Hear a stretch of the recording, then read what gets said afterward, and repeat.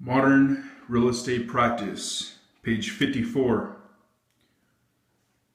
In the defeasible fee estates, the possibility of reverter, fee simple determinable, or right of entry, fee simple subject to a condition subsequent, will only be possible at some time in the future and may never take effect.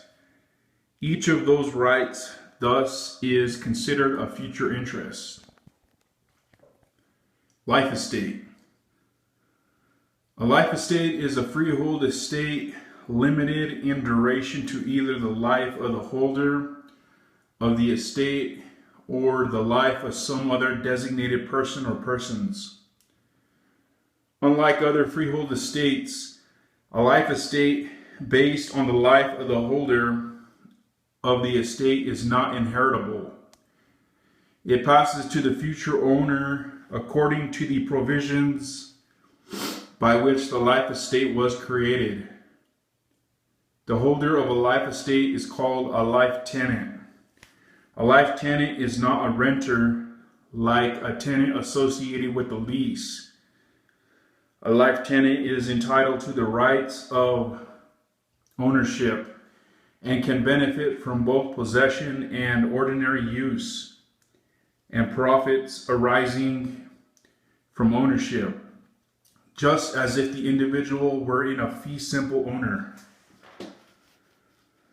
The life tenant's ownership may be sold, mortgaged, or leased, but it is always subject to the finite limitation of the life estate. Per Autry v. A life estate may also be based on the lifetime of a person other than the life tenant. Although the life estate is not considered an estate of inheritance, a life estate per Autry v. for the life of another provides for inheritance of the property right by the life tenant's heirs. But the right exists only until the death of the identified person or persons. A life estate per Autry v.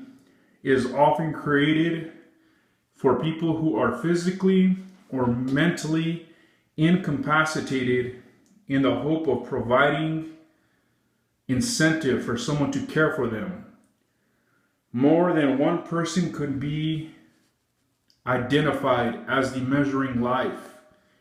For instance, a life estate could be granted to a surviving brother by a deceased property owner for the life of the surviving brother's children. As long as one of the children survives, the life estate is in control of the life tenant or the life tenant's successor. Remainder and reversion.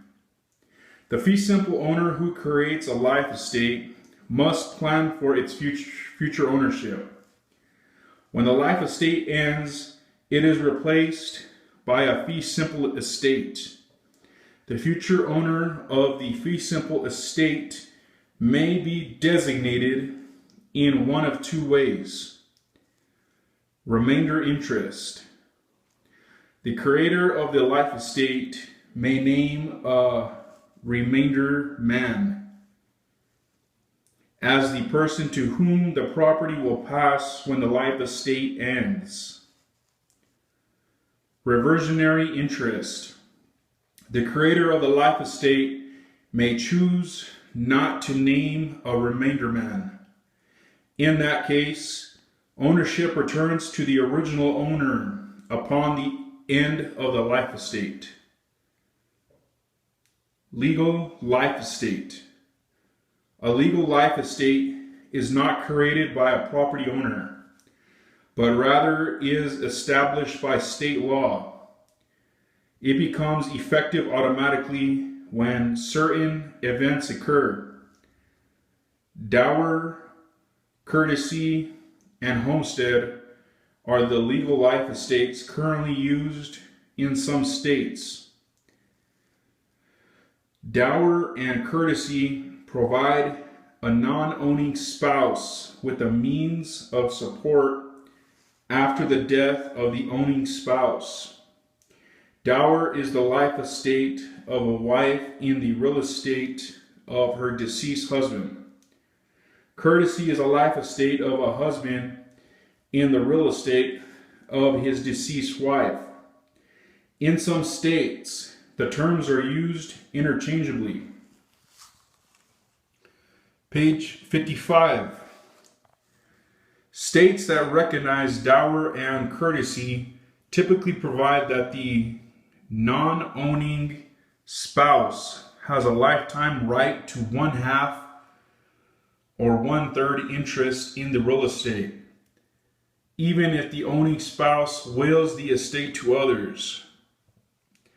The surviving spouse benefits because the property cannot be conveyed with clear title until the life estate interest is released. The surviving spouse may release the claim to the property when the value of the interest is paid. Because a non-owning spouse might claim an interest in the future, both spouses should sign the proper documents when real estate is conveyed. The signature of the non-owning spouse would be needed to release any potential interest in the property being transferred. Most states have abolished the common law concepts of dower and courtesy in favor of the Uniform Probate Code, UPC. The UPC gives a surviving spouse the right to an elective share on the death of the other spouse. If the surviving spouse is not satisfied with the descendant's disposition of the property by will, community property states do not use dower and courtesy. A homestead is a legal life estate in real estate occupied as the family home. In effect, the home, or at least some part of it, is protected from most creditors during the occupant's lifetime. In states that have homestead exemption laws, a portion of the land or value of the property occupied as the family home is exempt from certain judgments for debts, such as charge accounts and personal loans, but not a mortgage for the purchase or improvement of the property. If a debt is secured by the property, including funds advanced under a home equity line of credit, the property cannot be exempt from a judgment on that debt. The homestead also is not protected from real estate taxes billed against the property. In some states, all that is required to establish a homestead is for the head of a household, who may be a single person, to own or lease the premises occupied by the family as a residence. In other states, the family is required by statute to record a notice of homestead rights. A family can have only one homestead at a time. How does the homestead exemption actually work? In most states, the homestead exemption merely reserves a certain amount of money for the family in the event of a court sale. In a few states, however, the entire homestead is protected. Once a sale occurs, where permitted, any debt secured by the home, a mortgage, unpaid taxes, or mechanics liens, for instance, will be paid from the proceeds. Then, the family will receive the amount reserved by the homestead exemption. Finally, Whatever remains will be applied to the family's unsecured debts. More information on estates and land can be found at the site of Cornell University Law School's Legal Information Institute, www.cornell.edu/LII/GET_the_law by entering real property in the search engine at the top of the page. Encumbrances.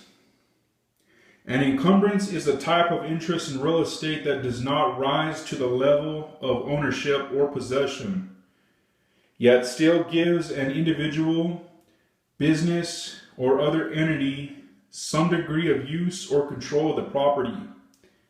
This section covers easements and licenses which permit a limited use of property, private restrictions found in property deeds which cannot impose an illegal requirement,